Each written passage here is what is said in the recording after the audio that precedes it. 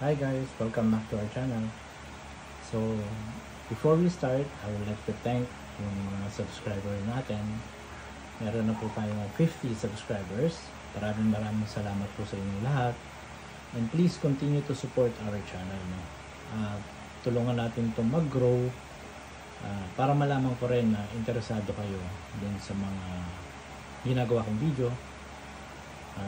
Based lang naman po ito lahat sa mga experiences ko tsaka dun sa mga nakokolekta natin ng mga evidence kasi hobbyist po ako dun sa mga nagtatanong, mga hobbyist po ako and nagtatarget shooting lang po ako and plinking sa backyard tsaka minsan sa open space ginagawa ko lang po itong video na to is para makapag-share ng mga ideas tsaka para doon sa mga tao na mga interested din na bumili ng mga airguns kahit pa paano, diba? Magkaroon kayo ng idea kung anong dapat nyo hanapin, anong dapat nyo bilhin. Hindi naman sa dapat bilhin, kumbaga parang nagkakaroon kayo ng idea kung ano yung mga features ng mga airguns na to. So anyway, for today's vlog naman, mag-share lang ako ng konting tips kung paano ko maintain. How do I maintain my airguns? No? Kasi yun nga, gamit natin is LED. We use LED pellets. No? Kaya sigurado yan, may mga shavings ng LED dyan sa loob niyan. Wala dito sa labas. Andito yan. And yan, tulad yan, dito kasi ang klima natin is humid. So most likely, magkakaroon tayo ng mga corrosions. Dito, hindi mawawala yan. Kasi lalo na yung mga kamay natin, pag hawak-hawak natin yan, diba? Medyo iba acidic. So yung pawis natin, pagka naghahawak tayo ngayon, kakalabangan na, no? Tsaka syempre, ingatan din naman natin kasi hindi naman din mura yung mga binibili nating airguns, no? Yung hobby natin. Kaya yun, ingatan lang para mas tumagal din, no? Anyway, dito, yun nga, sabi ko, doon sa mga iba kong video, no?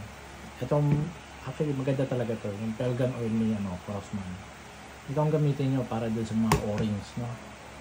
Kahit doon sa mga PCP, pwede nyo gamitin to. Yung mga O-rings. No? Okay? Pero, kung may options naman tayo niyan, yan, tulad nga nito, yung super lube na to, ito, madami-dami ito. No? For, ano to, 118 ba? O 118 milliliters. Mga dami-dami din to, kumpara nyo naman dito. Tsaka mas mura to. Basta tatandaan nyo lang ito, ha? Yung always look for the air tool pneumatic lubricant ISO 68 food grade, ha?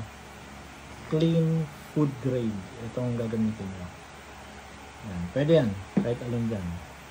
Tapos, sa panlinis ko naman ng inner barrel, itong ginagamit ko. Dito ko lang sinalin, pero actually, ang laman nito is ito, yung gamit natin sa tunay natin barrel, no? Ito yung Happy's Time. Kasi maganda siya, yung mga tira-tira talagang tanggal. Okay, dito yung sa loob nito, yung mga tunay na barrel, may mga pang ano talaga, yung brush, no? Brush so talaga na tinutusok dito sa loob. Ang barrel kasi ni airgun is hindi naman siya sintigas ng barrel ng mga tunay na barrel. So, I suggest huwag kayong gagamit noon. Ako, nag-improvise lang ako. Ito, yung gamit natin sa saan ba to? Fishing rod ba? Tawag doon. Ayun, sa pangingisda. Diba? Pamimingwit. Ayun. Ito, yan. Ang ginawa ko lang dito, medyo yun na lang, no? It will take much effort, no? Para lang dito sa simula na to, no? Ito yan. So para makita nyo, lalagyan nyo siya ng gatla ba tawag doon? Ngayon yun. Basta ano yung hihiwain nyo siya dito sa gitna. Yung ito kasi siya, no? So try nyo gumawa ng hiwa dito sa pagitan, yan, para magkaroon siya ng ganyan opening, yan, para magkaroon siya ng opening ng ganyan, no? Ang purpose kasi niyan is dyan natin ipapasok mamaya yung cleaning pad. Okay. Yan, ganyan. Kailangan ma-open nyo siya ng ganyan. No? Makita ba sa camera? Yan. Kailangan ma-open siya ng ganyan. No? Yan. So, sana nakita siya. No? Basta yan yun. Try nyo siyang mahati ng ganyan. Sa gitna. Medyo ano lang. Medyo tsaga-tsaga lang. Ingat lang kayo. No? Hihiwain nyo siya yan. Tapos, sa Miniso, yan, may bili lang ako ito. Cleaning pads sa ito. Yung mga ibang mga cotton buds. Yan. So, pag bumili kayo nito kasi, is ganito siya kalaki. Okay, sa Miniso lang siya. Yan. Ang ginagawa ko, ginugupit ko siya para maging ganito lang ang size niya. Kasi pag ganun kalaki yung gagamitin nyo ito, hindi ito kakasya doon sa barrel. Masyado siyang masikip. Okay? Masyado siyang masikip. So, kuha lang muna kayo ng isang piraso. Okay? Isang piraso lang. Okay? Ilagay muna natin dito. Tapos, make sure nyo lang lalo na ito, CO2. Make sure na wala siyang karga. Okay, yun ang importante. Bago natin linisin yung iba, kasi actually nung ginamit natin ito nung huli, diba, nilagyan ko ng Pergan oil, yung dulo ng CO2. Kaya nilagay na natin dyan. So, nalinis niya na yung internals nila sa loob. Dito yan, may cylinder yan dito sa loob. Okay na yan, nalinis naman na yan. So, make sure nyo lang na walang laman. Okay? Tapos, ikasan nyo lang. Okay? Nakakasan na siya. Tapos ito, pakikita nyo. Ipapasok lang natin ito.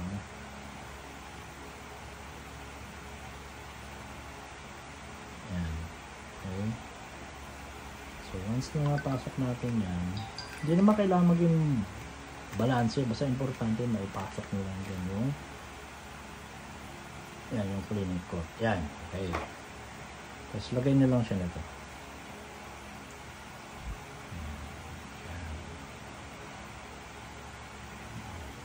Huwag naman yung sobrang dami. Enough lang. Yan. Okay. Okay. Tapos, ito, yung kabilang dulo. Ito mahaba to kung mapapansin nyo. Kasi pwede nyo gamitin ko dun sa mga brake barrel nyo. Okay. So, ngayon, ipapasok lang natin siya dito. Dito. Huwag dun sa dulo. Dito. Kasi atake natin palabas yun. Yan. Okay. Ito na. Ilusot na natin. No? Nalusot na natin sa ganyan. Atake nyo lang. And then, alalayan nyo na lang para hindi, kasi tumitalansik din yan. Sayang naman. Yan. So, pagdating dyan, dahan-dahan lang. Atake nyo lang siya. Atake nyo lang. Yan. Kita nyo kung gaano kadumi. Diba? Dumi yan. Galing yan dun sa LED. Okay. So, padaanan pa natin na isa pa na mayroong ulit na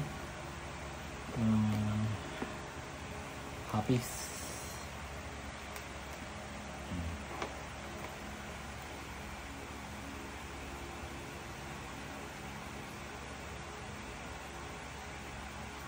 Okay, pasok lang natin. Yan. Okay, so lagyan ulit natin siya.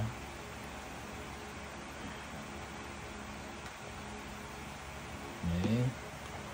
So again, padaanin nyo lang ulit dito sa receiver side. Okay, dyan ulit no. Dyan ulit padaanin nasa lumabas, and then sa lagi nyo lang alalayan itong dulot, sayang na tumitilong sa ito. Yan, okay. Yan. So pagdating dyan, yan, natakin nyo lang, dahan-dahan lang.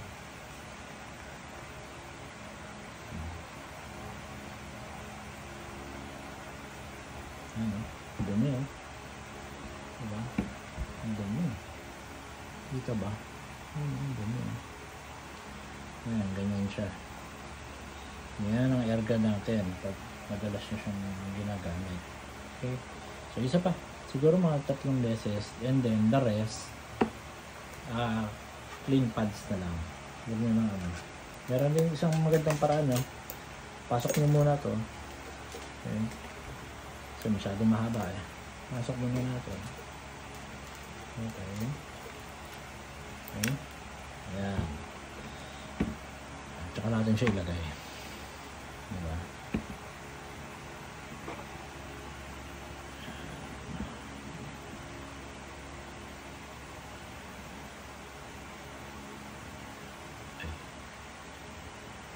Okay. Natin na natin ito.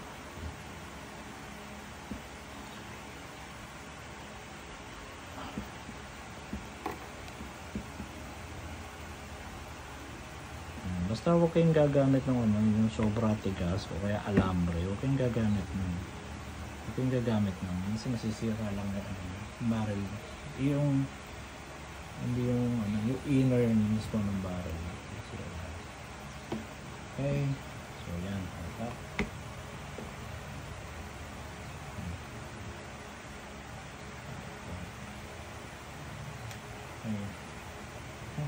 Hindi pa rin oh. Ang pa rin, hindi mo.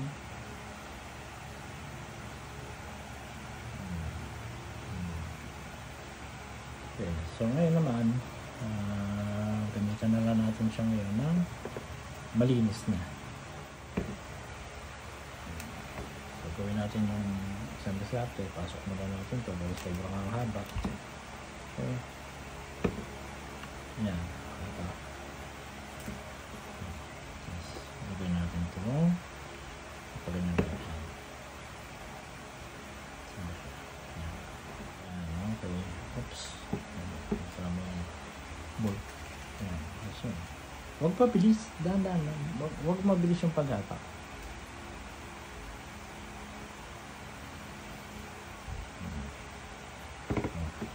Dumi pa rin. Dumi pa rin. Ayan.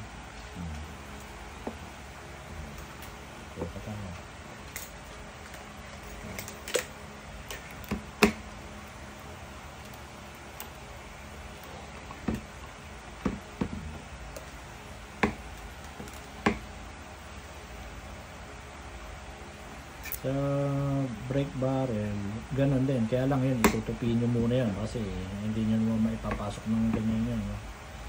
Anyway, minsan pag nilinis ko naman yung brake barrel natin, pakita ko rin sa inyo kung paano ginagawa yun. Kahit may magazine, kahit yung magazine pwede yun. Okay, ulit siya. Okay, okay nyo lang. Dahan-dahan lang.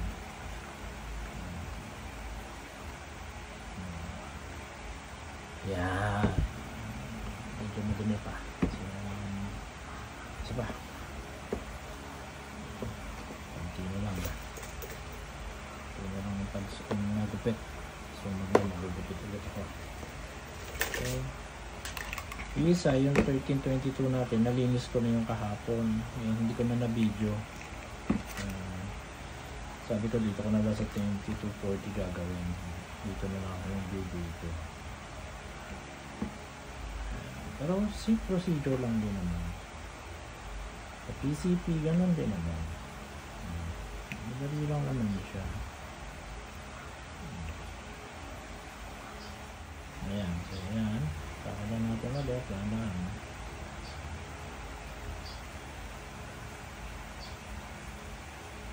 Yan, finish na. So, okay na siya. Okay na siya, guys. It's all clean. Ayan, linis na yun, no? Yung makakita nyo, una natin, no? Here's the first one, no? Pakarumi. Okay. Galing lahat yan dito sa tingga. Okay. Kasi, syempre, habang dumadaan yan, di ba, rifled yung loob nito. So, umiikot din to, eh, sa loob. So, habang umiikot siya, yung shavings nito, nakakaskas yan dun sa loob. Diba? So, yun, kaya dumudumi yan. Okay.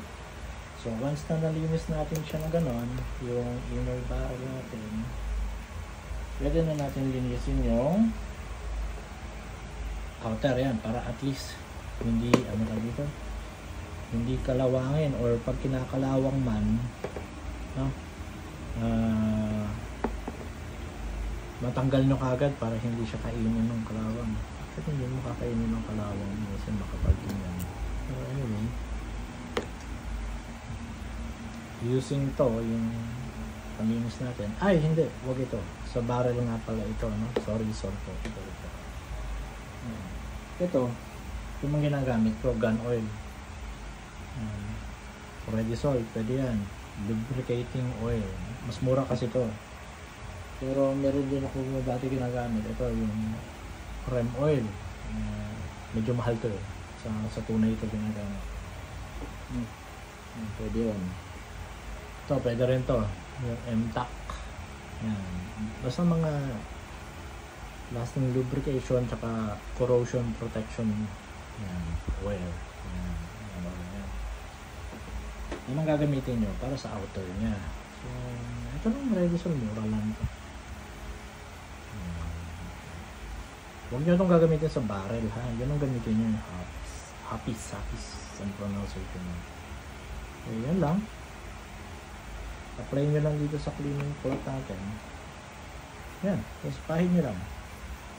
Pahid nyo lang dyan sa mga metal parts. Sorry. Yan. Kita nyo. Pahid nyo lang dyan sa mga metal parts. Yan. Dito. Yan. Ipasok nyo lang dyan sa pagitan niya. Diba? Yan.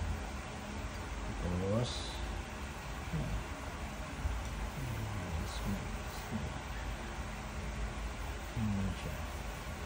Ayan nyo lang siyang yung mabasa ng oil. Okay lang yan. Okay. Kita nyo lang. Yan. Nasa nyo lang siya. Makikita nyo, makintab na siya. Kita pa sa camera. Yan. Ito. Yan. Ito.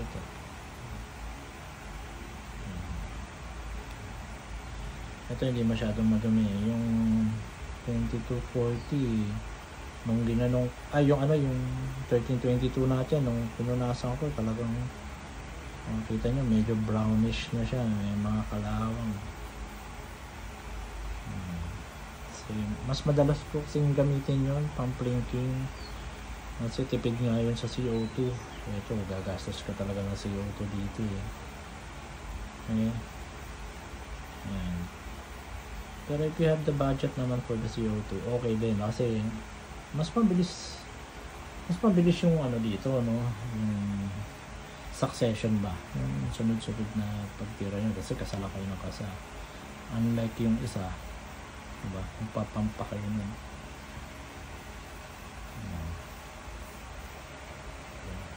Pero yun, sabi ko nga dati, yung CO2 medyo wag nyo na rin huwag nyo siya ipuputok ng sunod-sunod na walang masyadong dito pagitan. Lalagyan nyo ng pagitan para makapag-rest ng konti yung CO2 para maganda yung buga niya. Okay? So I think this is enough na. Sobra na siya, no? So yung excess niyan pwede nyo naman punasan. Pero huwag nyo punasan na yung talagang totally tatanggalin nyo, no? I-dump lang. Kumbaga para lumipis lang ng konti. Mas maganda yung iwanan nyo siya ng konti na may oil. Diba? Yung pagitan na yan, bayaan nyo lang may oil yan sa pagitan. Yan lang. Okay? So yan na yung labas natin. Okay? Yan yung labas. Dito naman, yan o. Napapansin nyo may o-ring yan. Ayan o. Yung itim yan, o-ring yan. So ang gagawin nyo dyan is papatakan nyo lang yan ng Pelgan oil or yung super lube. Patakan nyo lang siya. Hindi kailangan madami. Kita mo. Ayan. Yan. Tapos medyo i-ganun naman natin. Ayan.